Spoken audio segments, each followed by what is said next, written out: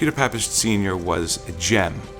Everybody loved him, everybody knew him. He was literally the life of the party. He was the life of the project.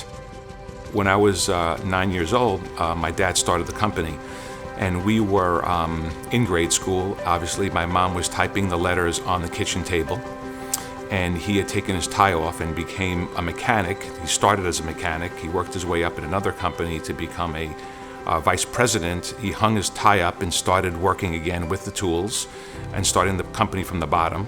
So we remember, my brother and I, Jamie, going into the city with him every Saturday to job sites. My brother and I are 1 year apart. So when I was 16 and he was 17, we would drive with my dad in one of those old open rack trucks. I remember the cushions in the seats were so bouncy from the springs, and the shocks were terrible. And behind us in the truck were pieces of sheet metal and ductwork and maybe a small air conditioning unit. We were bouncing around in it. We thought it was the funniest thing in the world, and we were laughing, and my father kept telling us to stop laughing. It never left our memory, and to this day, if I could find that truck, I would buy it, and I would put it probably right in the middle of the office. Nobody knew PJ would be what it is today. Even when I graduated from college, PJ was still a small contractor, a tenant contractor. The beginning was a much more cottage industry where we went on vacation with our customers at the time. They weren't clients. We went to their birthday parties. They came to our weddings. They were family friends. Today, our clients are very different. They're equals and they're corporate leaders, and it's a different level of professionalism. So we have a different mission, actually, today than we did years ago. In the 70s, landlords would do their own office build-outs.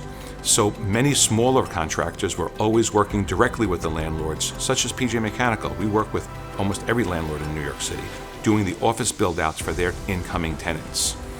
With the 80s and 90s approaching, you have massive tenant projects that unfortunately the small contractors were not able to complete.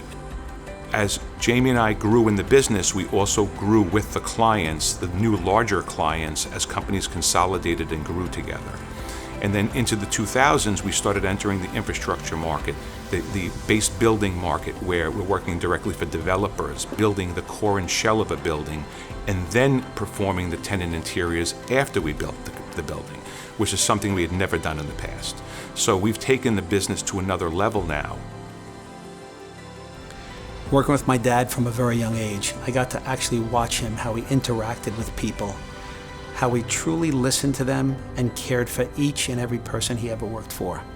And I believe that was the key to his success, and I know that's the key to our success.